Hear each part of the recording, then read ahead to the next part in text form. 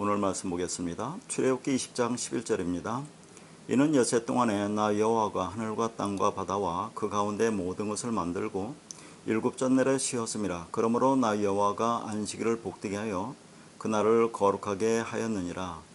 지난번에는 지금 우리가 살펴보고 있는 네 번째 계명 중에서 여세 동안은 힘써 모든 일을 행할 것이나 일곱째 날은 안식일로 그 안식일에 일하는 자는 누구든지 반드시 죽이라고 하는 말씀을 살펴보았습니다. 이 말씀은 여섯이라는 날 동안에 멜기세덱인 예수 그리스도가 일을 하고, 다시 말해서 말씀을 전하고 완성하여 일곱째 날에 일을 마쳤는데, 그런데 그날에 안식일에 일을 하고 있으면 반드시 죽이라는 그런 말이라고 했습니다. 그럼 여기서 중요한 것이 죽이다라는 단어예요. 죽다, 죽이다. 이게 무트의 죽음이라고 했죠. 헬라어로는 다나토의 죽음입니다. 그러니까 그 죽음은 반드시 죽어야 한다, 그 말이에요. 그러니까 예수께서 여섯이라는 날 동안에 이 역사에 오셔서 그 여섯이라는 날이 뭡니까? 창세기 여섯 날을 의미하는 거죠. 그렇게 말씀을 전하고 완성하면 그게 일곱입니다. 일곱은 언약이고 안식이죠. 그렇게 해서 안식이 다 이루어졌습니다. 그래서 그 언약이 이렇게 내가 일하고 성취되었다는 것을 보여주기 위해서 그분이 안식일에 일을 합니다. 왜 안식일에 일을 합니까? 율법에는 안식일에 일을 하는 자는 죽이라고 되어 있어요. 그래서 안식일에 일을 하고 많은 병자들을 고치고, 그래서 그렇게 죽임을 당함으로 이 안식이라고 하는 것은 내가 죽어야 된다는 것을 보여주고 있는 겁니다. 그래서 예수님께서 안식일에 내 아버지가 일하시니 나도 일한다고 말씀하셨던 거죠. 왜 그렇다고요? 죽임을 당하려고 그랬습니다. 그게 언약입니다. 그러니까 하나님이 보내신 멜기세덱으로 오신 예수님께서 이 땅에서 하나님의 일을 안식일에 하셨습니다. 그래서 바리새인들이 어떻게 하면 예수를 죽일까 의논하죠. 그리고 예수가 그날에 일을 함으로 결국은 십자가에서 죽는 겁니다. 그러면 여기서 안식일에 하셨던 이러한 일 중에서 베데스라 하는 연못에서 38년 된 병자를 고치는 표적을 행하는 그런 말씀을 보겠습니다. 요한복음 5장 1절에서 10절입니다. 그 후에 유대인의 명절이 되어 예수께서 예루살렘에 올라가시니라. 예루살렘에 있는 양문 곁에 히브리 말로 베데스라 하는 못이 있는데 거기 행각 5이 있고 그 안에 많은 병자, 맹인, 다리 저는 사람, 혈기 마른 사람들이 누워 물의 움직임을 기다리니, 이는 천사가 가끔 못에 내려와 물을 움직이게 하는데, 움직인 후에 먼저 들어가는 자는 어떤 병에 걸렸든지 낫게 드밀러라. 거기 38 된 병자가 있더라. 예수께서 그 누운 것을 보시고 병이 벌써 오래된 줄 아시고 이르시되 네가 낫고자 하느냐? 병자가 대답하되 주여, 물이 움직일 때 나를 못에 넣어주는 사람이 없어 내가 가는 동안에 다른 사람이 먼저 내려가나이다. 예수께서 이르시되 일어나 네 자리를 들고 걸어가라 하시니, 그 사람이 곧 나와서 자리를 들고 걸어가니라. 이날은 안식일이니 유대인들이 병 나은 사람에게 이르되 안식일인데 네가 자리를 들고 가는 것이 옳지 아니하니라. 이 말씀은 예수님께서 안식일에 38년 된 병자를 낫게 하는 그런 표적입니다. 여기 보니까 베데스라 하는 그 못에 행각이 5이 있습니다. 왜 5입니까? 성경에서 5은 무엇을 상징한다고 했죠? 모세 오경인 율법입니다. 그러니까 지금 이 배경을 보면 행각이 5이 있어요. 그런데 거기에 많은 병자들이 있죠. 대표적으로 38년 된 병자가 있습니다. 그럼 38년 된 병자는 무엇을 의미하는가를 먼저 생각해야 되고, 그리고 못이 있습니다. 못이 있는데 이 못은 물이 움직이지 않는 못, 그렇죠. 고여있는 물이라는 의미가 있어요. 그리고 등장하는 것이 천사가 등장합니다. 그러면 이 천사는 또 무엇을, 누구를 가리키는 걸까 하는 그런 내용이죠. 그러면 이와 같은 내용의 말씀이 바로 요한복음 4장에도 나와요. 그러니까 요한복음 4장과 요한복음 5장이 이렇게 연결되는데, 자, 요한복음 4장은 여러분이 너무나 잘 아는, 자, 수가성에 살던 사마리아 여인이 등장합니다. 그런데 사마리아 여인의 남편이 다섯이라고 그래요. 여기도 다섯이 등장합니다. 그리고 이 여인이 무슨 물을 먹느냐면 야곱의 우물을 먹는다고 합니다. 그러니까 5장에 나오는 그 연못, 자, 그거 물이 움직이지 않는 물이죠. 고여있는 물. 그러면 요한복음 5장에 나오는 야곱의 우물, 이것도 아래의 우물이란 얘기예요. 자, 그러니까 지금 야곱의 우물을 먹고 있는 이 여인, 그 여인의 지금 남편이 다섯입니다. 그러니까 다섯이라는 것은 율법을 가리키는 거죠. 율법이라는 남편을 섬기고 있는 거죠. 그렇게 해서는 구원받지 못한다는 그런 말이죠. 그래서 예수 그리스도가 오시는 거죠. 예수 그리스도가 오셔서 그 예수 그리스도가 뭐라고 하냐면 내가 주는 물은 영원히 목마르지 않는 물이라고 그래요. 자, 그 물은 그 속에서 영생하도록 솟아나는 샘물이 된다. 그걸 생수라고 하고 있어요. 그러니까 지금 요한복음 4장과 요한복음 5장을 연결해 보면 요한복음 4장도 다섯이 나옵니다. 율법이 나오죠. 이 사마리아 여인이 등장합니다. 이 사마리아는 율법을 행하고 있는 거죠. 그러니까 남편 다섯, 율법을 섬기고 있는 것이 그게 살인하고 간음하는 거라고 있어요.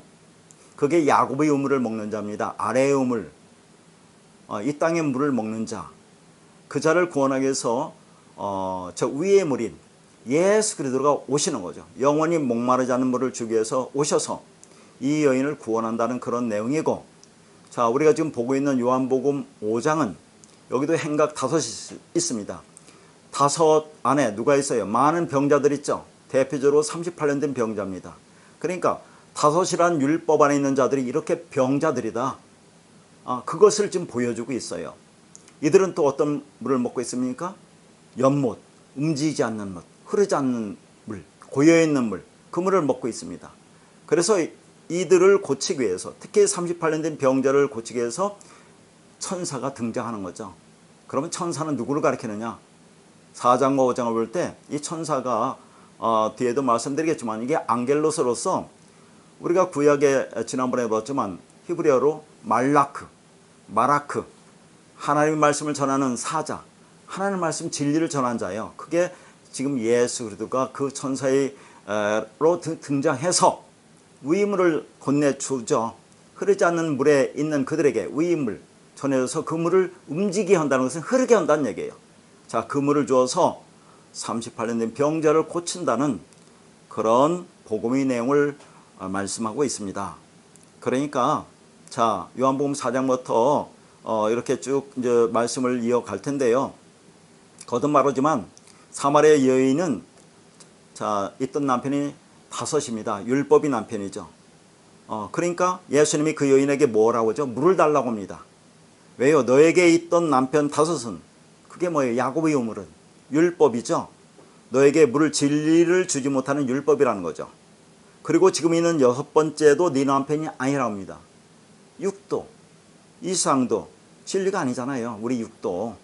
그래서 주님이 일곱, 그리스도라는 남편으로 오셔서 물 진리를 전해주어 구원하는 복음을 설명하고 있는 겁니다. 그 중에서 요한복음 4장에서 요 13절과 14절 그 부분의 말씀만 보도록 하겠습니다. 요한복음 4장 13절에서 14절입니다. 예수께서 대답하여 이르시되 이 물을 마시는 자마다 다시 목마르니와 내가 주는 물을 마시는 자는 영원히 목마르지 아니하리니 내가 주는 물은 그 속에서 영생하도록 솟아나는 샘물이 되리라. 지금 앞에서 대괄적으로 설명했죠. 여기서 이 물을 마신다는 것은 이게 야곱의 우물이라는 얘기죠. 그러니까 사마리아 여인이 길러온 물은 야곱의 우물로 이스라엘 백성들이 대대로 먹던 물입니다. 그런데 그 물은 아무리 먹어도 구원을 받을 수 없는 이 세상의 물, 율법이다 하는 거예요. 그래서 이 여인의 남편이 다섯으로 등장하는 겁니다. 그러니까 야곱의 우물은 자, 아래의 물로, 이게 갇혀있는 물이죠. 흐르지 않는 고여있는 물로 마시고 마셔도 다시 목마른 물이죠. 이게 율법을 상징합니다. 그런데 그런 물을 마시는 자, 율법을 열심히 행하고 있던 이 사마리아 여인을 구원하기 위해서 예수님이 오시는 거죠. 그래서 예수님이 오셔서 뭐라 합니까? 자, 내가 주는 물은 영원히 목마르지 않는 물이라고 그래요. 그걸 바로 앞에서 또 생수라고도 거기에 나옵니다. 특별히 이게 생수라는 것은 자오 헤드로라는 말인데, 자, 생명이 흐르는 물, 진리 물이란 말입니다. 자, 위로부터 아래로 흘려줄 수 있는 물이라 그런 얘기죠. 이걸 창세기 두 번째 날 궁창 위의 물과 궁창 아래 물이 나오죠. 이 궁창 위의 물을 가리키는 겁니다. 이 궁창 위의 물로 오신 예수 그리스도가 그렇게 죽고 아래 물에 쏟아져야, 자, 그 아래 물과 위의 물이 하나가 될 때, 그러면 우리가 진리를 깨닫고 진리가 되어 구원을 받는다는 그런 내용이거든요. 자, 그러니까 여기서 물이라고 번역된 단어 헤드로라는 것은, 자, 이게 물이 헤드로거든요. 계속 나오는데 그냥 땅에 있는 물이 아니라 위로부터 아래쪽으로 떨어지는 진리물, 진리 말씀을 가리키는 겁니다. 그래서 여러분 요한복음 2장에 나오는 가나의 혼인잔치 나오죠.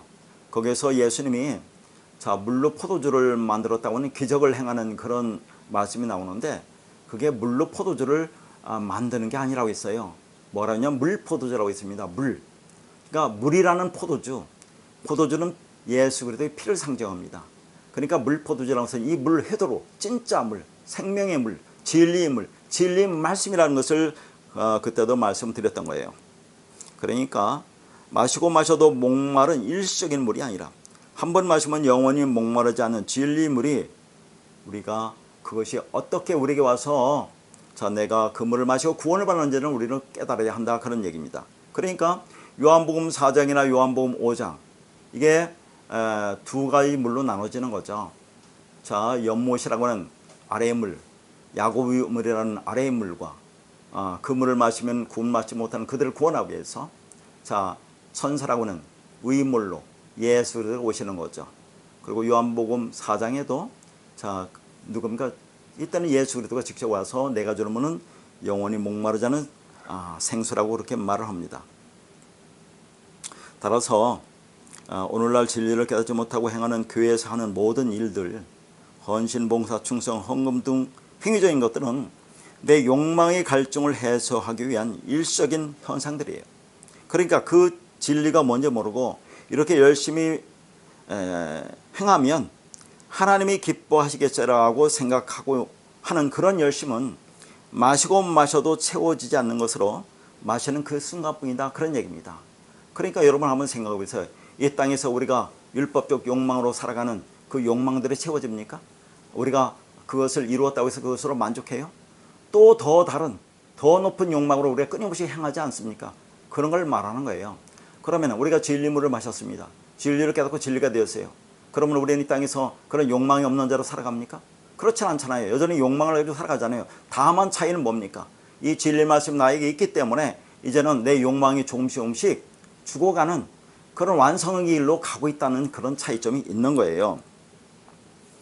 그러니까 계속 마시고 마셔도 채워지지 않는 그 가짜의 물, 이게 아래의 물로, 이게 더러운 물, 이게 궁창 아래의 물, 율법입니다. 그러나 한 번 마시면 다시는 목마르지 않는 그 영원한 샘물, 그 나라로 인도하는 그 성령, 그 물, 그 진리, 그게 궁창의 물이라고 했죠. 그게 진짜 물이다 하는 겁니다.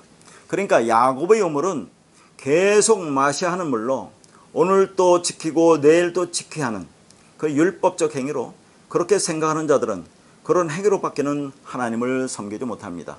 그걸 뭐라고 했어요? 우상숭배라고 했습니다.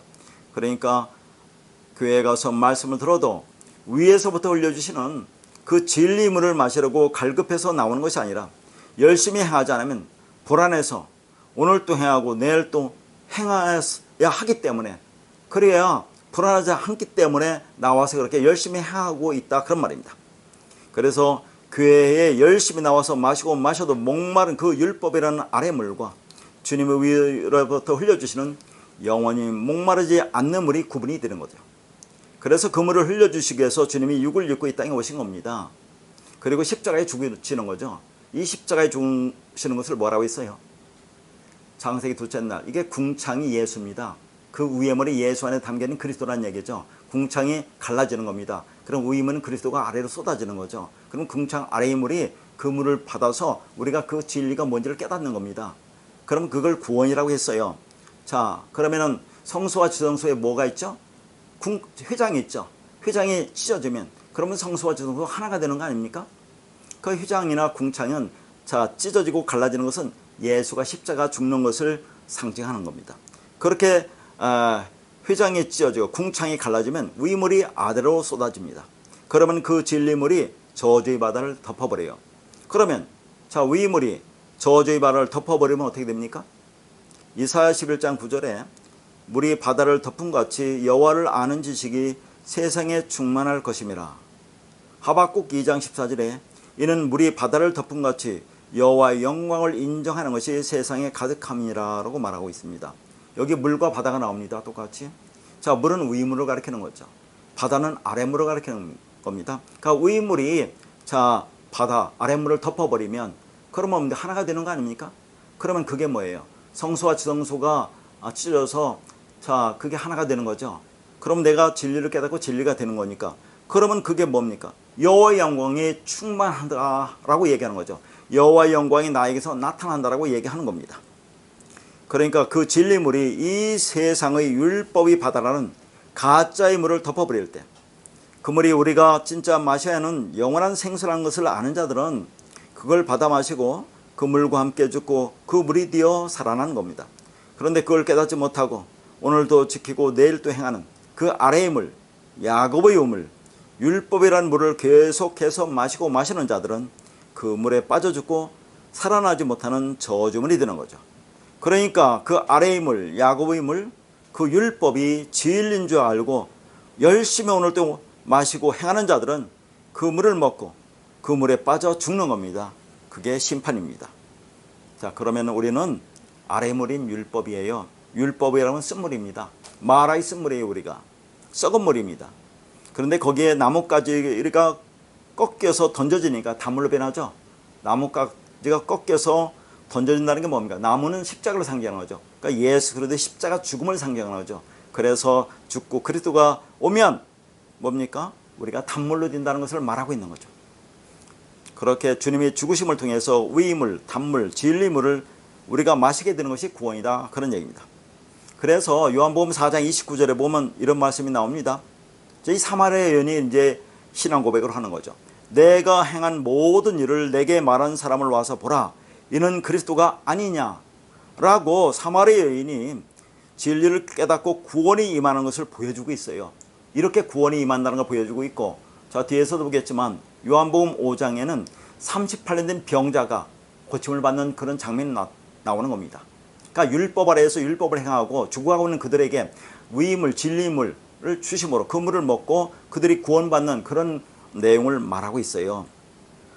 그러니까 사마리아 여인이 야곱의 우물을 길러왔다는 것은 뭡니까? 그게 하나님의 초청이고 부르심입니다. 그게 택함을 받은 것으로 그게 구원의 시작이에요. 그러나 사마리아 여인이 주님을 주시는 진리의 물을 마시고 진리를 깨닫고 구원이 임했지만 그것으로 끝나는 것이 아니란 얘기예요. 자, 오늘 말씀드리고자 하는 핵심이 이겁니다. 그러니까 요한복음 4장에 보면 이 사마리아 여인과 주님과의 대화 속에서 영과 진리 예배가 등장합니다. 영은 푸님하고 진리는 알레떼예요. 그러니까 영과 진리는 똑같이 진리의 말씀이라는 얘기죠. 예배가 프로스큐네오라고 있어요. 프로스큐네오라는 것은 입을 맞추다 그 말입니다. 그러니까 하나님과 우리가 입을 맞춘다는 것은 뭐예요? 그러니까 사랑하는 사람끼리 입을 맞출 거 아닙니까? 하나님의 진리가 내 안에 오면 내가 하나님의 사랑을 받는 것이고 그 내가 진리가 있으면 내가 하나님을 사랑하는 거 아닙니까? 그걸 입을 맞춘다는 거죠. 그게 예배라는 얘기입니다. 그러니까 이렇게 말씀을 듣고 그 진리를 깨닫는 것이 그게 예배예요. 내가 예배를 하는 자가 되는 겁니다. 자, 그러니까 영과 진리라는 그 말씀이 오늘 또 이 말씀을 들으면서 내 안에 들어와서 내가 그 말씀이 되면 그게 예배예요. 예배하는 자가 되는 겁니다. 그러면 그 예배는 한 번으로 끝납니까? 아니 여러분이 말씀을 들어서 진리를 깨닫으면 그걸로 끝나느냐 하는 거죠. 여전히 육을 입고 이 땅에서 똑같은 그런 모습으로 살고 있잖아요. 그러니까 끝없는 말씀을 우리가 받아야 됩니다. 그 말씀을 받아서 그 말씀으로 내가 진리가 되어가는 거죠. 그러니까 우리가 말씀을 받으면 진리로 완성되었다고 하죠. 그러면 여러분이 완성되었느냐 하는 겁니다. 완성되어 가고 있고 완성될 거다 하는 얘기죠. 그러니까 끝없이 그런 진리 말씀을 내가 받는 것이 그 예배예요. 하나님과 입을 맞추는 겁니다. 진리가 되어 가는 거죠. 그것은 우리 일생 동안에 이루어져야 한다는 그 말입니다. 그러니까 물, 말씀, 진리가 담겨 있어야 할 연못에 모세의 오경으로서의 율법을 상징하는 행각 5이 있습니다. 그러니까 그 안에 누가 있어요? 많은 병자가 있는 거 아닙니까? 맹인, 다리 저는 사람, 혈기 많은 사람들이 누워 물의 움직임을 기다리고 있다는 얘기예요. 행각 5, 율법을 행하는 자들이 이렇게 병자라는 것을 지금 나타내고 있는 거죠. 여기 병자라는 아스데네오라는 단어는 힘이 없다, 무력하다, 약하다, 병들다라는 의미입니다. 그래서 복음서에 보면 예수님이 많은 병자를 고쳐주시는데 그때 그들이 뭐라고 나오냐면 힘이 없다, 그 병자들이 힘이 없다는 얘기예요. 약한 자들이다. 이것이 율법을 행하는 자들의 모습이다 하는 걸 보여주고 있어요. 그러니까 복음의 진리를 받지 못한 모든 사람들이 이렇게 병들고 무기력하다 하는 것을 말하고 있는 겁니다. 거기 보면 혈기 마른 자라는 것은, 혈기 마르다는 것은 물이 없어 바짝 마른 영혼의 상태를 상징한다고 했죠. 손 마른 사람과 똑같은 겁니다. 이게 율법을 행하는 자들이에요. 그러니까 예수님은 이렇게 복음의 진리를 받아야 하는 병들고 맹인이고 저는 자들을 고쳐주심으로 복음의 진리를 설명하셨습니다. 그러니까 이런 말씀을 보고 우리도 예수의 그 능력을 받으면 예수님과 동일하게 이런 병들을 고쳐줄 수 있다는 것을 말하는 것이 아니라 이러한 인간의 질병적 상태가 곧 물, 진리가 없어 바짝 마른 자라는 것을 설명하는 거죠. 그들은 구원을 받지 못한다는 것을 설명합니다. 그러니까 그들에게 누가 와요? 천사가 오는 겁니다. 말씀, 진리를 전한 자가 와서 그 말씀을 전해주는 거죠. 위물을 흘려주는 겁니다. 그러면 아랫물이 움직이지 않는 고있는 물이 흐르는 거예요. 물을 움직이게 한다고 그러죠. 흐르는 물, 진리물이 드는 겁니다. 그러면 그 물을 마시면, 그 물에 들어가면, 그 말씀 내내 들으면 그게 구원이다 하는 것을 보여주고 있는 거죠. 그러니까 주님께서 안식일에 이런 병자들을 고쳐주시는 것은 안식은 언약의 성취로 완성되기 때문에 안식이 무엇인지를 보여주기 위해서 고통의 삶을 살고 있는 영혼들을 고쳐주시면서 이게 그들에게 진짜 안식을 주시는 겁니다. 이게 표제라고 하잖아요. 그러면 자, 이 중에서 38년 된 병자는 무엇을 상징할까 하는 거죠. 왜 하필이면 38년 되었느냐 하는 겁니다. 병자가. 왜 하필이면 38년을 병자로 있는 거냐 하는 거예요. 자, 38년은 뭘 상징합니까? 이스라엘의 율법을 받고 실제로 광야를 방황하던 시간입니다. 신명기 2장 14절에 보면 이스라엘이 광야에서 보낸 해로 38년이 나와요. 자, 신명기 1장 2절입니다. 호렙산에서 세일산을 지나 가데스 바네아까지 10하루길이었더라. 신명기 2장 14절입니다. 가데스 바네에서 떠나 세렛 시내를 건너기까지 38년 동안이라. 보세요. 호렙산이 뭡니까? 시내산이죠. 여기서 이스라엘 백성들이 하나님부터 율법을 받습니다. 호렙산, 시내산. 그럼 여기서부터 자, 가데스 바네까지는 10하루길이니까 그 가데스 바네에서 세렛 시내를 건너기까지 38년이라고 해요. 그러니까 이스라엘의 광야 생활은 40년이지만 38년은 뭡니까? 시내산 호렙산에서 율법을 받고 나서의 기간입니다. 이게. 그러니까 38년은 율법을 받고 율법 안에 있는 이 땅의 역사 속에 살고 있는 성도가 살아가는 신앙 여정을 가리키는 거죠. 그러면 38년 병자는 누굽니까? 우리죠. 우리가 이렇게 물이 동하면 살 수 있어요 하고 멍하니 멍 때리며 살고 있는 겁니다. 실질적으로 그렇다고 얘기하는 거예요. 이들은. 이게 율법 안에 갇혀있는 사람들의 특징입니다. 베데스다 연못이 38년 된 율법 안에 갇혀있는 그 병자에게 자, 신화에 갇혀있죠. 응? 천사가 내려와서 물을 움직이면 그럼 거기 들어가면 내가 살 수 있다고, 병이 고쳐질 수 있다고 실제적으로 그렇게 믿고 있다는 얘기죠. 신화에 갇혀 있어요. 기독교를 신화로 믿고 있는 사람에게 진짜 진리이신 예수 그리스도가 오셔서 물 진리를 건네줘서 살려주시는 겁니다. 그러니까 예수께서 그 사람에게 안식일에 뭘 줘요? 물 진리를 주어서 고쳐주시는 거죠. 위물로 오시는 겁니다. 천사, 말씀을 진리로 전하는 자 와서 그 물을 동하게 해서, 움직이게 해서, 흐르게 해서 고쳐주는 그런 내용입니다. 그래서 우리는 매일매일 물을 마시면서 나는 물이 없으면 안 된다. 진리의 말씀을 먹어야 살 수 있다는 것을 알아야 합니다. 그래서 실제로 우리 육체의 몸이 70%가 물로 되어 있다고 하잖아요. 왜 하필이면 70%냐 하는 겁니다. 이렇게 율법은 우리가 38년 된 병자임을 폭로하고 드러냅니다. 율법 아래 있는 자들에게 진리물이 떨어지면 고침을 받을 수 있는데, 문제는 아무도 그를 물이 있는 곳으로 인도하지 못한다는 겁니다. 그러니까 이 38년 된 병자는 복음을 어떻게 알고 있어요? 이 땅에 우리가 다 38년 병자 아닙니까? 다섯이라는 행각 안에 갇혀 있어서, 율법 안에 갇혀서 그렇게 우리가 말씀을 진리로 보지 못하고 행위로 보고 있잖아요. 그러니까 이 38년 병자도 문자적으로 연못에 물이 움직일 때 들어가면 살 수 있다고 그렇게 믿고 있다는 얘기예요. 그러니까 오늘날 대부분의 기독교인들이 그렇게 기독교를 신화로 믿고 있습니다. 이 시대의 모든 사람들은 38년 된 병자입니다. 그래서 천사가 와서 물을 움직이게 하면 그곳에 제일 먼저 들어가면 살 수 있다는 신화를 믿음의 근거로 하고 있는 거죠. 그런데 그것은 실제로 그 사람을 구원하는 진리라는 믿음의 실체가 아니라 저 멀리 있는 신화라는 거예요. 거듭 말하지만 천사가 앙겔로스, 히브리어로 말라큼 하나님의 말씀을 전하는 자, 그게 천사가 지금 누구? 여기서 예수가 이 천사로 등장하는 거예요. 그 위물로 오시는 겁니다. 그 말씀, 진리 말씀을 전하는 거죠. 그래서 그 물을 흐르게 하는 거죠. 이 물 헤드로입니다. 진짜 물, 진리물이 되어서 그 진리물 속에 들어가면, 진리물을 마시면, 그 말씀이 들으면 그게 사한다는 걸 보여주는 겁니다. 그래서 38년 된 병자가 고침을 받는 거죠. 그러니까 여기 나오는 천사를 우리가 생각하는 개념의 천사로 전설 따라 삼천리처럼 그렇게 나타난 신화로 우리가 알고 그렇게 믿고 있다는 얘기죠. 신화로 내려온 것으로 알고 있는 거죠. 오늘 우리가 기독교를 그렇게 믿고 있다는 겁니다. 예수님이 날 위해 죽으셨대요. 참으로 감사하고 고맙습니다. 이제 다른 사람 미워하지 않고 착하게 살겠습니다. 이것이 성경에 말하는 믿음이냐 하는 거죠. 다들 이렇게 믿고 있지 않느냐 하는 겁니다. 신화와 전설로 기독교 예수와 성경을 믿고 있는 겁니다. 그러니 그 병에서 노임을 받을 수 있겠느냐 하는 거죠. 그러니까 예수가 그리스도로 진리물로 오셔서 나를 안식으로 이끄는 것밖에는 다른 방법이 없는 겁니다. 그래서 우리에게 성령이, 진리 말씀이 생명으로 물로 임해서 38년 된 병자인 나를 고쳐주시는 거죠. 우리가 38년 동안 신화적 믿음을 가지고 살고 있던 자들입니다. 율법주의 아래서 진리물을 마시지 못하여 바짝 마른 자였던 거죠. 그런 우리에게 진리물이 떨어져서 진짜 생명을 가진 자가 된 겁니다. 이것이 안식일의 진정한 의미입니다. 이렇게 이 진리를 깨닫는 것이 안식일에 우리가 해야 할 진짜 일이에요.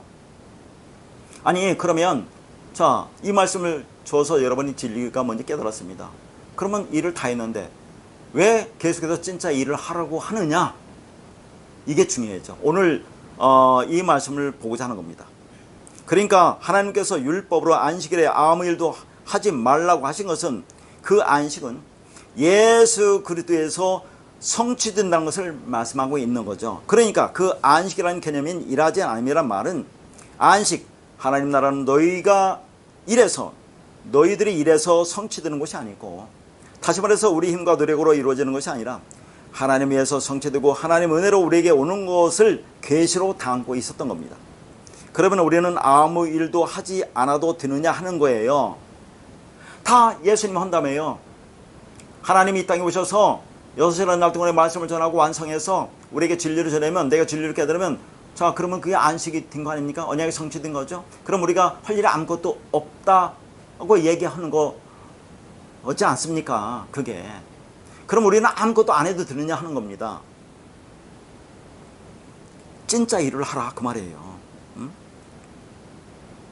그러니까 그 말씀을 듣고 내가 38년 병자로 살고 있었네요를 깨닫고, 나의 죽음, 다나토의 죽음을 경험하며 나의 육적자가 죽어가는 과정 속에서 아파하고, 이러고도 내가 믿음을 가진, 진리를 가진 자가 맞는 것인가를 고민하며 살아가는 인생 자체가 그 말씀을 받고 믿음이 되어 진리로 살아가는 성도의 인생입니다. 다시 말해서 이 복음의 진리를 40년이라는 광야 인생, 정확히는 몇 년이라고요? 38년이라는 우리 광야 인생을 통해서 배워가고 알아감으로 우리 안에서 끊임없이 일어나는 유교적 욕망이 죽어가는 겁니다. 그런데 그 일은 내 안에서 일어나는 치열한 영적 전쟁을 거쳐서 이루어지는 거다 하는 얘기예요. 그럼 무슨 일이잖아요? 거듭 얘기하지만 하나님이 다 하신다며요. 예수로 그거 다 하신다며요. 우리가 할 일은 아무것도 없다며요. 그냥 그 말씀 진리를 받아들이고 자, 그 모든 것을 은혜로 깨닫기만 하면 된다 했는데 왜 또 우리 안에서 일어나는 영적 전쟁을 통해서 이것이 이루어진다고 얘기하느냐 하는 얘기입니다. 자, 이것이 오늘 말씀의 핵심입니다. 아니, 여러분이 진리를 깨닫고 진리가 되었으면 자, 모든 것이 완성됐습니까? 똑같잖아. 여전히 이 땅에서 육을 입고 내 욕망과 욕심을 가지고 탐욕, 탐심을 가지고 살아가는, 그래서 마음의 평안을 누리지 못하고 살고 있는 건 똑같잖아요. 근데 그게 완성이 되어야 된다는 얘기죠. 그럼 그게 완성되려면 내 안에서 그 말씀과 치열한 영적 전쟁을 통해서 이루어진다 하는 얘기입니다. 그러니까 우리가 어둠이고 아래의 물이며 썩은 물인데 어떻게 의의 물, 진리의 물, 빛이 온전한 자가 될 수 있겠습니까? 그러므로 인간의 힘으로는 도저히 알 수 없는 그 하나님의 진리를 6이라는 날 동안에 예수님이 일하시고 다시 보내서 말씀을 전하고 완성하여 죽으시고 그리스도로 우리에게 들어와 그 진리를 알게 해요 우리를 아들로 만들어 구원하시는 것은 전적인 하나님의 은혜고 사랑입니다. 그래서 우리가 무엇을 행하는 것이 아니라 오직 하나님의 은혜만을 말해야 합니다. 그러면 그렇게 하나님의 은혜라고 말만 하면 되는 거냐 하는 얘기예요. 그러니까 그 모든 것이 하나님의 은혜라는 입술의 고백으로만 되는 것이 아니고 실제적으로 이 역사 속에서 인간의 율법적 선악고주에서 나오는 탐심, 탐욕의 그 욕망에 죽어가는 다나토스의 죽음을 죽어야 한다는 얘기죠. 그걸 창세기 5장에서 뭐라고 했습니까? 에녹이 하나님이 에녹을 데려가심으로 이 땅에 없는 자로 산다 그런 얘기죠. 그러니까 하나님이 에녹을 데려가심으로 에녹이 이 상에 없는 자가 된다는 그런 말씀이 있는데 그게 다나토스 죽음이라고 했어요. 아니, 우리가 진리 말씀을 깨닫다고 해서 어떻게 이 땅에 없는 자로 살아가는 겁니까? 그게 무슨 말이냐는 얘기죠. 자기 부인의 삶, 내 욕망이 죽어가는 삶, 그 삶을 이 땅에서 조금씩 살아간다는 얘기죠. 나를 내려놓는다 그런 얘기입니다. 그게 없는 자로 살아간다 그 말이죠. 그런데 그 일은 전쟁이라는 얘기예요. 자, 이건 내가 말하는 게 아니다 그런 겁니다. 그래서 오늘 본문 말씀 11절 있죠. 출애굽기 십계명주 4번째 계명의 마지막 말씀 이 11절과 창세기 2장 1절부터 3절까지의 말씀이 같아요. 자, 그러니까 창세기 창조 이야기나 출애굽기 계명의 십계명의 말씀이나 같은 얘기를 한 얘기죠. 그런데 거기 보면 자, 이 안식이라는 것은 창조의 완성이라고 나와요. 그러면 창조의 완성인 안식은 어떻게 이루어지느냐 하는 것을 말하고 있다니까요. 전쟁을 통해서 이루어지는 거다. 싸움이라는 전쟁을 통해서 이루어지는 거라고 말씀하고 있습니다. 자, 그 말씀 보겠습니다. 창세기 2장 1절에서 3절입니다. 천지와 만물이 다 이루어지니라. 하나님이 그 하시던 일을 7째 날에 마치시니 그가 하시던 그 모든 일을 그치고 7째 날에 안식하시니라. 하나님이 그 7째 날을 복되게 하사 거룩하게 하셨으니 이는 하나님이 그 창조하시며 만드시던 모든 일을 마치시고 그날에 안식하셨음이라. 자, 여기 보면 창세기 2장 1절 보면 천지와 만물이 다 이루어진다고 나와요. 그러면 창세기 1장 1절은 뭐라고 나오죠? 천지를 창조했다 나와요. 그러면 천지를 창조했다는 것과 천지와 만물이 다 이루어진다는 것이 다른 겁니까? 같은 겁니까? 같은 말이겠죠. 다르면 되겠습니까? 생각해 보세요. 그런데 창세기 1장 1절에 천지를 창조한다 하는 그 천지 창조라고 하는 것은 뭐라고 했습니까? 자, 이 우주 만물을 창조했다는 것이 아니라 그 물리적 창조를 통해서, 그 보이는 창조를 통해서 보이지 않는 하나님의 백성, 하나님의 아들들을 그렇게 만들어가는, 구원하는 그것을 말한다고 하지 않았습니까? 그래서 이 천지라는 그 원어에 담긴 의미를 가지고 설명을 했어요. 그런데 창세기 2장 1절을 보면 천지와 만물이 다 이루어진대요. 이 천지가 창세기 1장 1절에 천지와 똑같거든요, 단어가. 그러면 천지가 다 이루어졌다. 그러면 이것도 우리가 설교하기가 쉽잖아요. 말씀을 이렇게 설명하기가 쉬울 거 아닙니까? 근데 천지와 만물이 만들어졌다 보니까 그러면 이걸 어떻게 우리가 설명할 거냐 그런 얘기죠. 그렇습니까? 안 그렇습니까? 자, 하나님이 이 우주 만물을 만든 것은 당연해요. 그런데 창세기에서 말하고자 하는 것은 이 우주만물, 보이는 우주만물이 창조를 통해서 보이지 않는 하나님의 백성을 내가 이렇게 창조할 거라는 그런 말씀이라고 했습니다. 그래서 창세기 1장 1절은 천지라는 그 단어를 원문을 가지고 자세히 설명했어요. 근데 창세기 2장 1절 보니까 천지와 만물이 이루어진다라고 다 얘기한단 말이죠. 천지가 이루어진다는 게 아니라 천지와 만물이 이루어진다고 하면 이 만물을 어떻게 해석할 거냐 그런 얘기입니다. 그래서 천지와 만물이니까 우주 만물을 창조하셨네라는 그 물리적 창조가 더 분명히 드러나잖아요. 그러면 지금까지 말한 것이 다 잘못된 거 아닙니까? 제가 말한 것이. 그럼 이게 무슨 말이냐 하는 거 아니겠습니까? 자, 이게 결국 같은 말인데 그러면 이제 지금부터 그걸 설명하자 그런 말이에요. 그러면 천지를 창조했다는 말이 뭐라고 했습니까? 여러분, 천이 하샤마임, 이게 복수라고 있죠. 복수, 히브리어 복수는 쌍수라고 있습니다. 짝이라는 개념이라고 있어요. 그러면 땅이라는 지는 하아레츠, 이게 단수라고 있습니다. 그 단수와 복수가 나와요. 그러니까 하아레츠 땅이라는 것은 우리를 가리킨다고 했죠. 땅, 자, 율법, 옛성전, 말 못하는 성전이 두 번째 하늘. 왜 첫 번째 하늘, 두 번째 하늘, 세 번째 하늘이라고 합니까? 첫 번째 성전, 두 번째 성전, 세 번째 성전을 하는 것은 사도 바울이 셋째 하늘에 이끌려갔다고 하기 때문에 첫 번째, 두 번째, 세 번째로 설명하는 겁니다. 그러니까 첫 번째 하늘, 첫 번째 성전이라는 것은 우리를 가리키는 거죠. 땅적 존재인, 땅의 성전, 율법의 성전, 옛 성전, 말 못하는 성전. 그 성전이 예수라는 그 그리스도를 담고 왔지요. 두 번째 성전, 말하는 성전을 오셔서 우리가 그 예수와 연합도 하나가 되는 거. 예수가 죽고 그리스도가 오면 우리가 세 번째 하늘이 된다고 했어요. 세 번째 성전이 되는 거죠. 이게 엘로힘이라고 했죠. 하나님들. 이것도 복수입니다. 이것이 뭐라고 했어요? 우리 마음의 성전이라고 했잖아요. 성령이 거하는 성전. 우리 마음의 성전, 세 번째 성전. 그럼 우리가 뭐라고 했습니까? 신이라고 하지 않습니까? 말씀을 받은 자를 신이라고 해서 데오스, 신들, 아들들, 그리스도가 되는 겁니다. 그게 교회 에클레시아라고 했어요. 이렇게 설명을 잘 했습니다. 그러면 여기는 천지와 만물을 창조했다고 하면 천지는 설명이 되는데 만물은 어떻게 설명할 거냐 그런 얘기죠. 그래서 이게 어려운 부분입니다. 여기서 만물이라고 하는 이 단어가 히브리어로 콜 차바입니다. 콜이라는 것은 모든 거고 차바라는 것은 물이 아니에요. 차바가 뭐냐? 전쟁이에요. 군인, 군대, 싸우는 전쟁, 무리, 어디서는 고난이라고 나오고 어디서는 노동이라고 나와요. 그러니까 만물이 아니다 그런 얘기죠. 만물이라고 생각하면 어떻습니까? 이 세상에 존재하는 모든 물질과 생명체니까 천지 만물을 하나님이 창조하셨구나 이렇게 하면 창세기 1장 1절 지금까지 제가 말씀드린 것과 전혀 다르게 되는 거 아니겠느냐 하는 거죠. 그러니까 이 만물이라는 것은 우리가 생각하는 그런 이 상에 있는 모든 물질과 생명체를 가리키는 게 아니라 차바라는 얘기입니다. 모든 군인, 군대, 전쟁, 싸우는 것, 무리라 그 말입니다. 그러니까 왜 이것을 만물이라고 번역했을까를 가만히 생각해 보면 이 차바라는 단어가 어디서는 무리라고 번역된 게 있어요. 무리. 그러니까 모든 무리니까 이게 만물이다. 이렇게 번역을 했을 거다 하는 얘기예요. 근데 그것은 무리라는 것은 군대를 가리키는 거죠. 군인, 군대, 전쟁하는, 싸우는 그런 게 이 땅에서 그것이 고난이라고 욥기에서는 고난이라고 얘기한다니까요.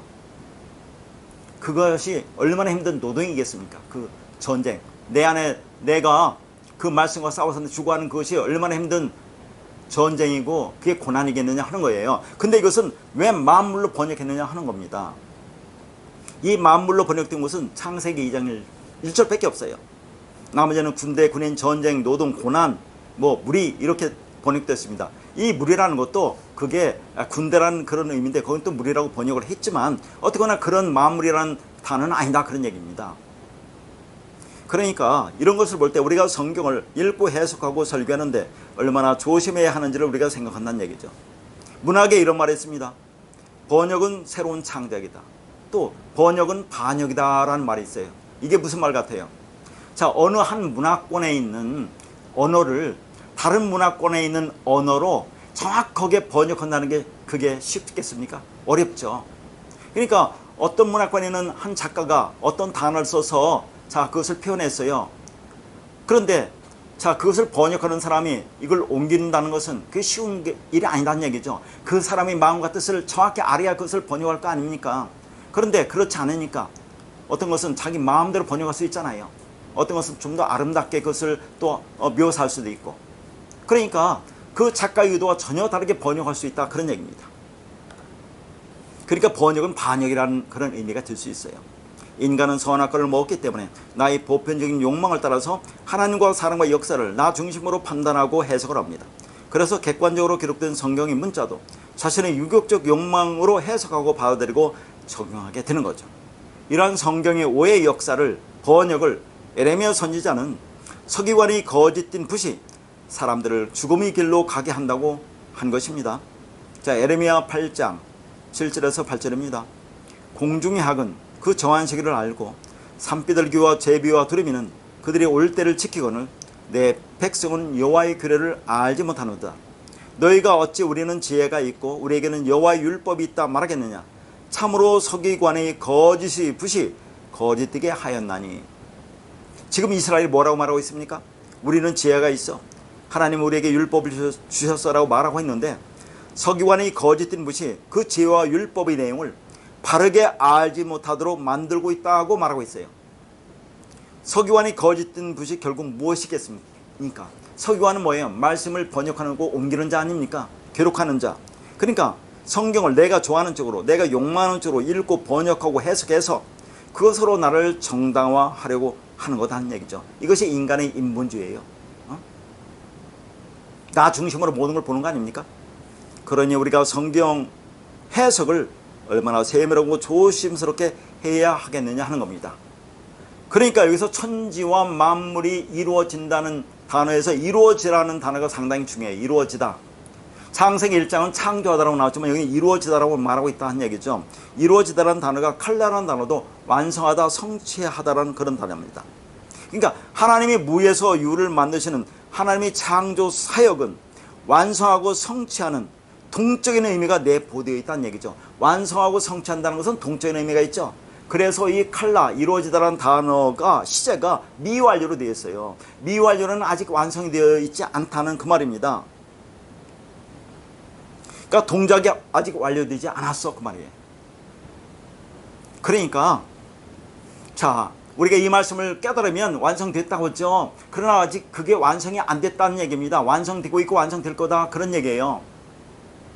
그렇게 말하면 이 말씀을 또 듣기 싫어한다, 그 말이죠. 나는 완성되는, 다 됐는데, 그래서 마음대로 살고 싶은데, 아니 완성되고 있다고 하니까 무슨 말이 그런 말이 있어?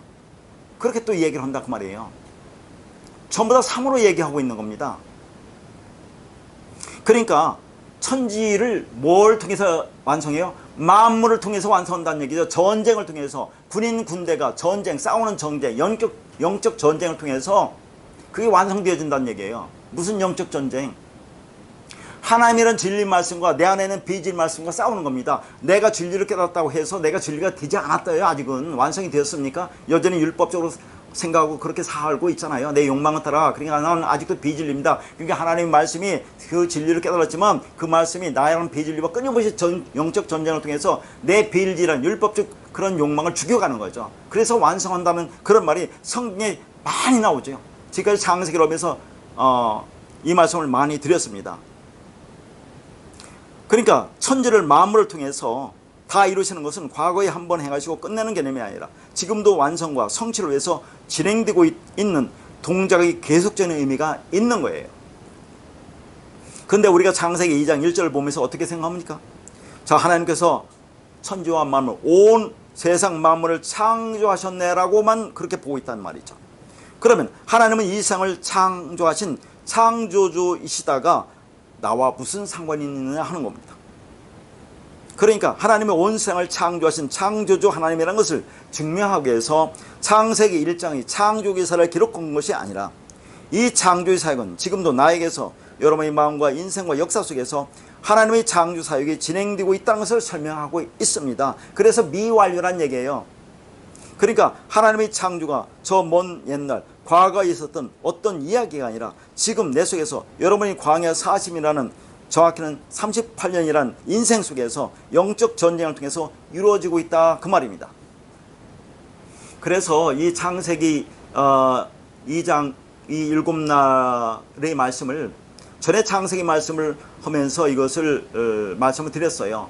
그런데 그때 어떻게 이 말씀이 녹화가 안 돼서 영상으로 올라가 있지 않습니다.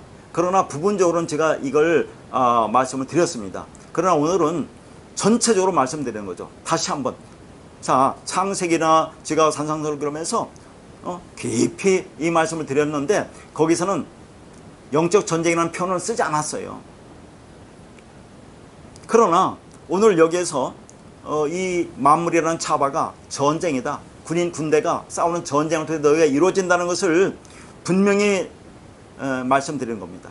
그러니까 우리가 구원이라는 것은 말만 한다고 구원이 이루어지는 게 아니라 하는 것을 오늘 분명히 말씀드리고자 하는 거죠. 그러니까 창세기 2장 1절을 원문을 따라 근거로 해석하면 어떻게 됩니까? 땅적인 존재의 우리가 어떻게 하늘적 존재, 진리가 되느냐, 하나님의 백성 아들이 되느냐 하는 것은 어떻게 된다는 얘기예요. 그 말씀이 돌아서 예수가 주 그리스도가 돌아서 내가 그 말씀 진리가 되면 우리가 하느님들이라고 있죠. 즉 엘로힘, 즉 그리스도가 된다고 했잖아요. 그런데 그것은 우리가 군인으로서 싸우는 전쟁을 통해서 이루어진다는 그런 말입니다. 그게 교회 에클레시아 하는 거예요. 그래서 애굽에서 어린 양이 죽음으로 출애굽하는 이스라엘의 모습을 군대라고 하고 있어요. 자, 출애굽기 7장 4절입니다. 바로가 너희 말을 듣지 아니할 터인즉 내가 내 손을 애굽에 뻗쳐 여러 큰 심판을 내리고 내 군대 내 백성 이스라엘 자손을 그 땅에서 인도하여 낼지라. 여기 보니까 내 백성 내 이스라엘을 뭐라고요? 내 군대라고 해요. 아니 이스라엘 백성들은 언제 군대로 출애굽했습니까? 갓난의 아이로부터 노인까지 오합지졸로 나오지 않았어요. 근데 이게 군대로 나왔다고 해요. 내 백성 내 이스라엘이 군대로 나왔다고 한다 그 말이죠. 자, 출애굽기 12장 17절과 41절과 51절입니다. 17절. 너희는 무교절을 지키라. 이날에 내가 너희 군대를 애굽 땅에서 인도하여 내었습니다. 그러므로 너희가 영원한 기회로 삼아 대대로 이날을 지킬지니라. 자, 여기도 뭡니까? 너희 군대를 애굽 땅에서 인도해냈다고 그래요. 자, 41절. 430년이 끝나는 그날에 여호와의 군대가 다 애굽 땅에서 나왔은즉. 자, 51절. 바로 그날에 여호와께서 이스라엘 자손을 그 무리대로 애굽 땅에서 인도하여 내셨더라. 이 무리가 이 차바인데 여기는 이 차바를 무리라고 했는데 이게 군대대로라 그 말입니다. 어떤 무리라는 얘기죠. 이런 걸 가지고 그런 의미가 있으니까 이 차바를 콜 차바를 만물로 번역한 게 아니냐. 그렇게 번역하면 이게 우주 만물이라는 그런 말이잖아요. 물리적 창조가. 내가 말하는 영적 창조, 하나님의 백성이 아들이 되는 창조를 설명하기가 어렵잖아요. 근데 이 차바가 그런 말이 아니라는 걸 분명히 드러나잖아요.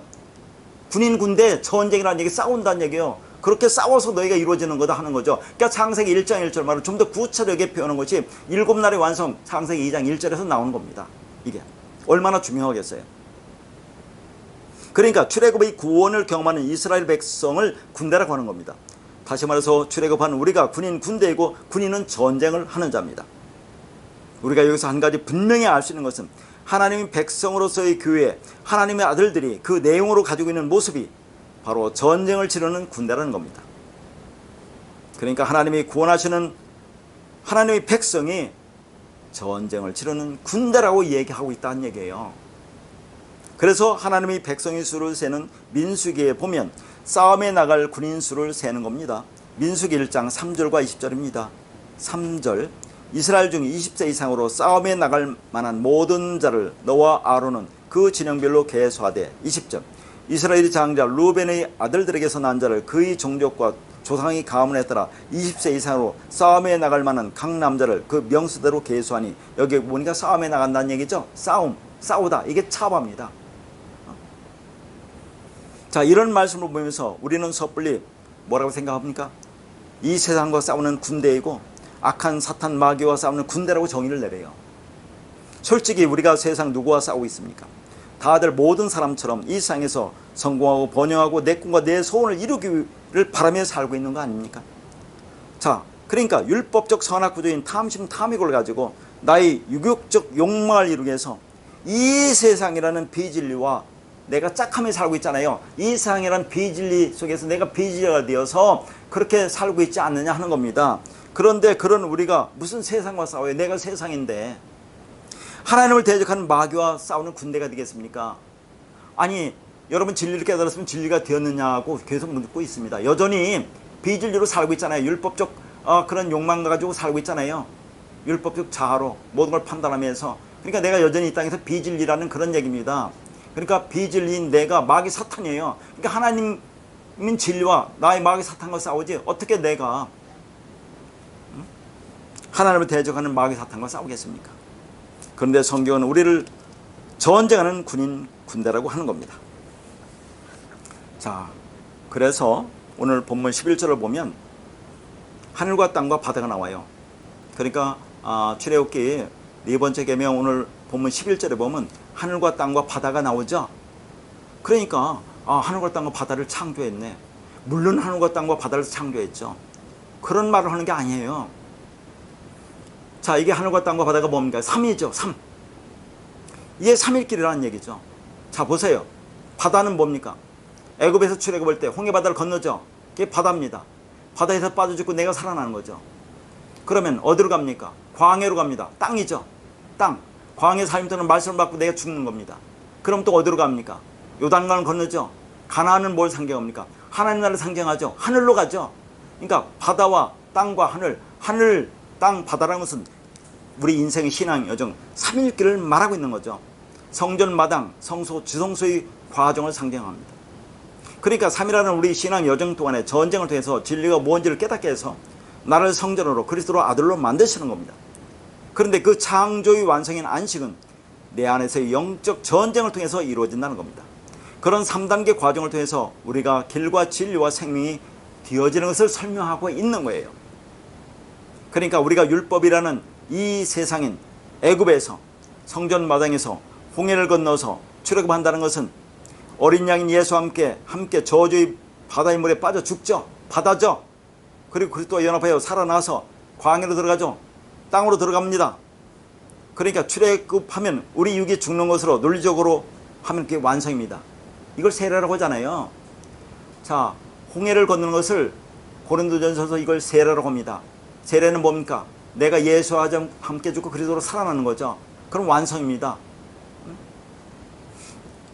그런데 거기서 광야 40년이라는 우리 인생 동안에 말씀으로 양육받고 죽는 겁니다. 그게 땅이죠. 땅. 자, 1세대가 죽고 2세대가 가는 거죠. 우리 옛자가 죽고 새로운 자아가 살아서 들어가는 겁니다. 그럼 요단강을 건너가는 거 아닙니까? 요단강도 세례라는 말은 없지만 세례라고 하는 의미가 있어요. 왜 그렇습니까? 예수님이 어디서 세례받아요? 요단강이 세례받죠.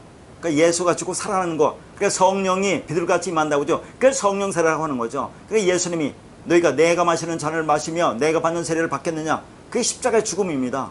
성소에서 지성소 휘장이 찢어지는 거잖아요. 그게 광야에서 가나안 땅 들어갈 때 그걸 얘기하는 겁니다. 그러면 그것도 세례예요. 그 완성된 거 아닙니까? 그러면 가나안 땅에서도 다 완성됐습니까? 그럼 가나안에서 어떻게 합니까? 가나안이 7족속과 싸운다니까요. 가나안이 7족속이 누구를 가리키는 겁니까? 나를 가리켜요. 가나안 7족속이 여러분. 근데 7이라는 얘기예요. 아니 우리가 욕망이 죽었다고 하는데 여전히 욕망이 가득한 상태로 남아있는 겁니다. 완전한 욕망으로 살아가고 있잖아요. 그게 가나안 7족속이라고 하는 겁니다. 우리가. 그러니까 우리가 그 말씀을 듣고 완성됐다고 하지만 여전히 내 안에 남아있는 욕망은 나가 그 가나안 7족속이에요. 그러니까 하나님의 진리 말씀이 내 안에 들어와서 끊임없이 나와 이 전쟁을 통해서 우리 율법적 자아를 죽여가는 겁니다. 그러니까 자, 성경은 전체 홍해를 거는 것도 세례라고 하고 요단강을 거는 것도 세례라고 하고 또 어디도 세례라고 합니까? 노아의 방주 사건도 세례라고 하잖아요. 베드로전서 3장 보면 그걸 세례라고 합니다. 그러니까 세례는 뭐라고 합니까? 베드로전서 3장에서 자, 육체의 더러움을 제하여 버리는 것이 아니요 하나님을 향한 선한 양심이 간구라고 나와요. 그러니까 세례라는 것은 내가 죽고 그리스도로 살아나는 겁니다. 홍해 노아의 방주 사건이 그거 아닙니까? 자, 노아의 방주 안에 있는 자들은 죽고 살아난다는 걸 의미하는 겁니다. 그렇게 살아나는 게 세례예요. 그러면 완성인데 그걸 뭐라고 합니까? 육체의 더러움을 제거해 버림이 아니라고 그래요. 그러니까 여전히 육을 입고 있기 때문에 육체의 더러움을 제거할 수는 없지만 그렇다고 해서 그대로 마음대로 살라는 말이 아니에요. 하나님을 향한이라는 것은 하나님으로서 이 하나님을 향한이 아니에요. 이 하나님이 되었습니다. 그냥 신, 우리가 말씀하면 신이라고 하잖아요. 요한복음 10장에서 신이 된 자로서는 어떻게 살 거냐. 선한 양심이 간구라고 하는데 이 선과 양심이 나옵니다. 이 선은 뭐냐면 아가토스 선을 얘기하고 이 양심을 뭐라고 합니까? 성경에서 성경대로 말하면 되잖아요. 로마서 2장에는 양심을 율법적 행위라고 해요. 우리 마음의 상태, 우리 마음이 자 율법적 본성을 가지고 있잖아요. 그게 양심이라고 나온다니까요. 그러니까 우리는 이 땅에 양심대로 산다고 하잖아요. 그러니까 내 양심 보면 아 하나님 말씀에 이렇게 지키고 행하는 게 맞네 라고 그렇게 생각하니까 그 양심대로 보면 율법적 행위로 모든 것을 행하는 게 맞는 겁니다. 그렇게 생각하는 너희가 그러니까 말씀의 진리로 깨닫고 하나가 되었다고 하지만 여전히 우리는 이 땅에서 육을 입고 살고 있잖아요. 그러면 신이 되었다고 하면 말씀의 진리가 있다면 그럼 그렇게 살아서는 안 되니까 이제는 자 율법적 본성을 가진 그 양심이 저 선으로 끊임없이 들어가야 합니다. 선을 향한 선으로 선 속으로 함몰되어 그 내 욕망에 죽어가야 한다는 것을 그렇게 표현하고 있는 거죠. 그걸 간구하라는 얘기죠. 이 땅에서 그걸 찾고 구하라는 얘기입니다. 그럴 때 하나님이 그 말씀으로 나를 이끌어가는 거죠. 내가 가만히 있는데 나를 이끌어 가겠습니까? 그러니까 진리 말씀이 있으면 그 진리 말씀 나를 그렇게 이끌어 갈 수밖에 없어요. 그럼 나는 그 진리 말씀에 내가 순응하고 그 말씀에 따라가는 겁니다. 그게 나의 열심이에요. 아니 말씀이 있는데 그렇게 하지 않겠느냐 하는 겁니다. 그러니까 우리는 애굽, 광야, 가나안이라는 3단계의 과정을 거치면서 완전한 죽음에 이르러야 되는 겁니다. 다시 말해서 3이라는 과정이 구분되는 게 아니라 전 역사가 그 진리의 말씀이 비진리인 우리와의 전쟁을 통해서 우리를 죽이시는 것을 보여주고 있어요.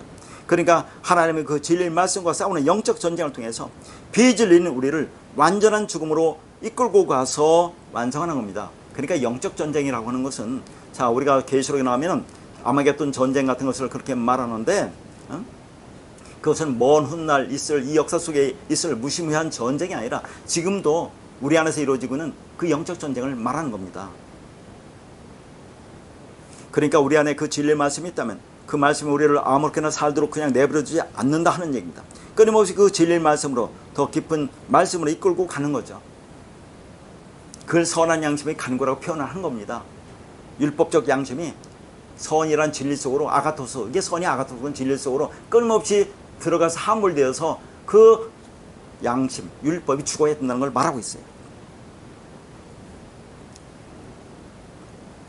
따라서 우리는 그 말씀에서 매일매일 조금씩 나를 부인하는 유격적 욕망이 죽음으로 이끌려가는 겁니다. 그래서 사도 바울이 뭐라고 했어요? 난 날마다 죽는 거라고 했죠. 날마다 죽는 게 뭐라고 했습니까? 날이라는 생명을 향해서 내가 그 다나토스 죽음을 죽는다고 말하는 겁니다. 매일매일 그 말씀으로 내가 깨닫고 그 죽음을 죽어야 한다고 얘기하고 있는 거예요. 그게.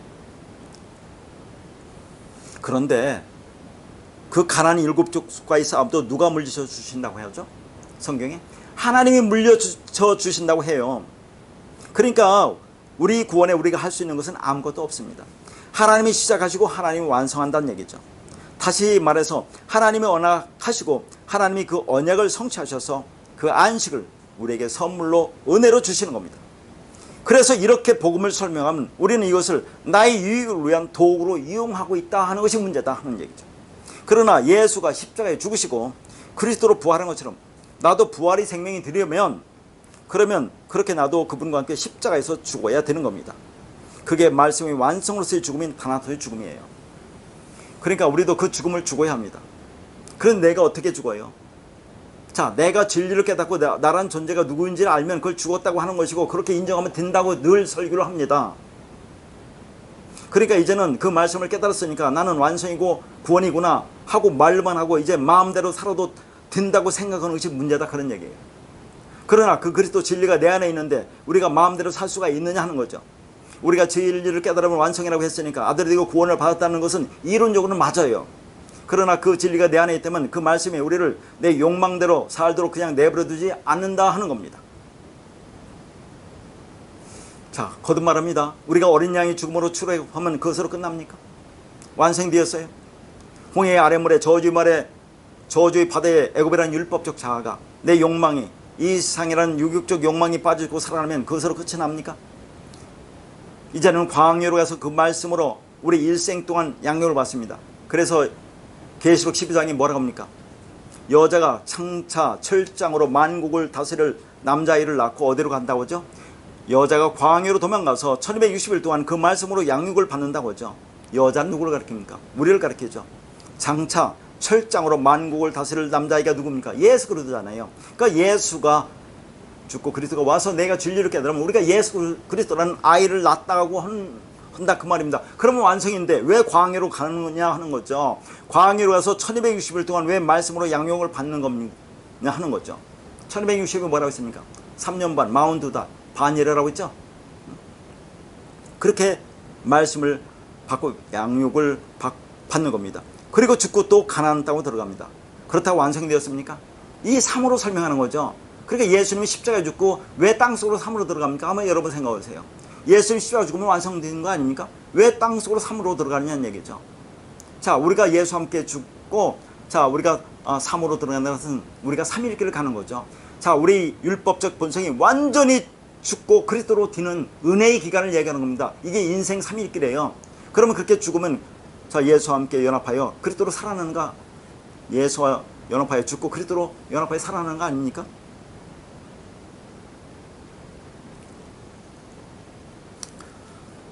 그러니까 가나안 7족속에는 우리 마음 안에 율법적 본성과 우리는 끊임없이 싸운다는 얘기죠. 그러나 그것도 하나님 물려준다고 하지만 그러니까 이것이 하나님의 진리보험과 우리 비진리인 율법적 자아가 싸우는 영적 전쟁입니다. 그렇게 우리 일생 동안 그 말씀과 싸우는 전쟁을 통해서 완성이 되는 거죠. 거듭 말하지만 다시 한번 얘기합니다. 가나안 7족속 누가 내쫓아 주시죠? 하나님이 물쳐 주십니다. 그러니까 우리가 이 역사 속에서 할 수 있는 것은 아무것도 없어요. 모든 것은 다 하나님이 이루십니다. 그렇다고 아무것도 안 해도 되느냐 하는 겁니다. 우리 신앙 여정인 3일길을 가면서 내가 완전히 죽어야 한다는 것을 보여주고 있어요. 그 말씀이 나를 죽음으로 이끌고 갈 때 그 말씀이 내가 이끌려가야 한다. 그런 얘기입니다. 그게 나의 열심이에요. 그래서 그 말씀으로 좀 더 깊이 들어가면서 나의 탐심, 탐욕인 욕망을 내려놓아야 완성이 되는 겁니다. 그러나 그것은 언제 완성됩니까? 우리 육체가 완전히 죽어 끝이 나겠지만 그래도 이 땅에서 그걸 조금씩 내려놓고 죽어가야 하는 거죠. 우리 안에 그 진리가 있다면 성령이 우리를 그 완성으로 이끌고 갈 것이다 하는 얘기입니다. 거듭 말씀드리지만 이 복음의 진리가 뭔지 깨달았으면 우리가 죽었다고 표현을 합니다. 그러니까 그 영이 우리 안에 있기 때문에 그 복음을 우리가 깨달을 수 있다고 하죠. 하나님이 그 말이 우리 안에 있기 때문에 깨달을 수 있다고 합니다. 그러면 그 말씀으로 깨달았으면 그것으로 끝이 아니라 내 안에 있는 그리스도 그 말씀 성령이 나를 이끌고 가면서 나를 죽인다는 얘기예요. 그런데 우리는 어떻게 마음대로 살 수가 있느냐 하는 겁니다. 히브리서 6장 보면 한번 빛을 받고 하늘의 은사를 맛보고 이게 은혜입니다. 은혜를 맛보고 성령에 참여한 바 되고 하나님의 선한 말씀과 내세의 능력을 맛보고도 타락한 자들은 다시 새롭게 하여 회개할 수 없다고 나옵니다. 한번 빛을 받을 수 있잖아요. 하나님의 은혜를 우리가 체험할 수 있습니다. 성령이 나 안에 임할 수 있어요. 그래서 하나님의 선한 말씀과 내세의 능력을 맛봤다고 하지만 타락한 자들은 다시 새롭게 회개할 수 없다고 합니다. 그러니까 이게 무슨 말이에요? 자, 우리 말씀 듣고 깨달았습니다. 쉽죠? 아니, 깨닫는 건 어려워요. 어렵지만 자, 그렇게 깨닫고 나면 쉽다고 하잖아요. 그러니까 난 다 됐네라고 그렇게 마음대로 가는 것은 내 안에 그 말씀이 없다는 얘기입니다. 지식적으로 알 수 있어요. 얼마나 지식적으로 알 수 있잖아요. 많이 듣고 들으면 아, 그게 그 말이야. 지식적으로 알 수 있다 그 말입니다. 그건 이 말씀을 진정 깨달은 게 아니에요. 그 말씀으로 깨달았다면 우리는 그 말씀으로 끊임없이 죽어가야 한다는 얘기죠. 그러니까 이 복음을 알았다고 하면서 자기 멋대로 행하는 자가 많이 있다는 얘기죠. 그러니까 말은 쉽습니다. 진리를 전하는 설교자는 재물의 죽음을 통해서 너도 죽으라고 합니다. 그리고 하나님께 건너가라고 하죠. 매일매일 하는 얘기가 그 얘기입니다. 제 창세기 말씀 들어보면 항상 그 얘기를 하고 있어요. 그러나 우리가 그 실제가 되는 과정은 내가 그 속에서 하나님과 하나가 되는 경험은 참으로 어렵고 어렵다 하는 거예요. 그러니까 그건 진리에 의해서 내가 조금씩 그 속으로 함몰되어 죽어가는 그런 과정 속으로 이끌려 가고 있기 때문에 그게 어렵고 힘든 겁니다. 자, 그러므로 우리가 이 말씀을 듣고 깨닫는 것도 쉬운 일은 아니지만 그 말씀, 그 문자, 글자의 의미가 내 안에서 내 삶 속에서 경험되는 일이기 때문에 어려운 거다 하는 얘기죠. 그러니까 이 말씀으로 죽어야 하기 때문에 이 말씀으로 살아가는 우리 인생에 힘이 들고 힘이 들다 하는 거였죠. 근데 문제는 이 말씀을 국회에서 자기 마음대로 해석을 하는 또 다른 율법주의자가 되어 자기 멋대로 살고 있다는 얘기죠. 그러니까 제가 늘 뭐라 합니까? 우리가 진리 복음을 들으면서 내가 혼돈이고 공허와 흑암이야, 나는 껍데기야, 나는 아무것도 아니네, 나는 없습니다, 나는 먼지와 티끌이다, 나는 죄와 허물로 죽은 자, 내 것을 하는 죽은 자다. 그러면 그게 다나도 죽은 자라고 했습니다. 나는 율법을 지키고 행할 수 있는 존재가 아니다. 율법적 행위로 의롭게 될 수가 없어. 그렇게 까다로우면 그걸 뭐라고 했습니까? 다나토의 죽음, 완성으로서의 죽음. 자, 그게 모든 다 된 자, 완성된 자라고 얘기했죠. 그러니까 이 복음을 들을 때 이게 쉽지는 않지만 이걸 듣고 나면 아, 이렇게만 인정하면 된다고 하니까 얼마나 쉬워요. 그렇잖아요. 그러나 그 말씀으로 이걸 듣는 거 깨닫는 거 어려워요. 그러나 그것을 깨달으면 자, 우리는 이렇게 다 됐어라고 말하는 건 쉽다 그 말입니다. 그러나 그 말씀이 있다면 우리가 그 말씀으로 죽어가는 인생의 과정이기 때문에 그 쉬운 게 아니다 그런 얘기죠. 그건 어렵고 힘든 거다. 그러니까 세상의 율법주의자들은 이 말씀 도대체 무슨 말인지 깨닫지 못해요. 그러니까 그런 자들은 말할 필요가 없습니다. 그런데 이 복음을 알았다고는 우리는 어떠냐 하는 겁니다. 갈라디아서 2장에 내가 그리스도와 함께 십자가에 못 박혀나니 그런즉 이제는 내가 사는 것이 아니요 오직 내 안에 그리스도께서 사시는 것이라. 이제 내가 육체 가운데 사는 것은 나를 사랑하사 나를 위하여 자기 자신을 버리신 하나님의 아들을 믿는 믿음에서 사는 것이라고 하죠. 뭐라 합니까? 내가 그리스도와 함께 십자가에 못 박혀 죽었대요. 그러니까 이제는 내 안에 누가 살아요? 그리스도가 산다는 얘기죠. 자, 그러면서 뭐니까 하나님의 아들을 믿는 믿음에서 산다고 했는데 그게 뭐라고 했습니까? 하나님의 아들을 믿는 믿음이 아니라 하나님의 아들의 믿음 안에서 산다고 했어요. 그러니까 진리 안에서 내가 사는 겁니다. 그분과 내가 연합해 하나가 됐어요. 완성됐어요. 그러면 이제는 내 안에 진리가 그리스도가 있는 겁니다. 그게 내가 진리로 살아가는 자가 되는 거지. 그 말씀이 날 이끌러 가는 겁니다. 그리고 계시록 20장에는 이 말씀을 뭐라고 하냐면 하나님의 말씀 때문에 목뱀을 당했다고 하죠. 그러면 나의 목이 베어짐을 당하고 그 위에 그리스도라고 하는 머리가 붙으면 내가 그의 몸이 되는 거죠. 이것이 나와 그리스도의 연합으로 하나가 되는 겁니다. 이제 내가 하나님과의 하나, 연합하여 하나가 되었어요. 내가 진리가 되어 하나님의 아들이 그리스도가 되었습니다. 그런데 그 진리가 있는데 어떻게 내 마음대로 살 수가 있느냐 하는 겁니다. 그 그리스도 안에서 내가 사는 거라고 하는데 결혼하면 가정에서 새로운 생명이 탄생되는 것은 부부가 연합하여 하나가 되었다는 것이고 그게 서로를 향하여 죽었다는 것을 말하는 겁니다. 그러니까 신부인 교회가 신랑인 하나님과 연합하여 하나가 되는 것은 하나님과 내가 죽었다는 것이죠. 그러면 그 안에서 뭐가 나옵니까? 나의 죽음을 통해서 흘러나오는 생명입니다. 그러면 내 안에 생명이 흐르고 있는 거죠.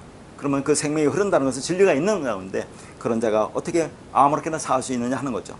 그렇게 우리 3일길 인생이라는 광야 40이나 인생 동안에 이 말씀으로 날마다 조금씩 죽어가다가 우리 육체가 완전히 벗는 날 완전히 죽어서 생명이 되어 영원이라는 안식에 들어가기를 바라겠습니다.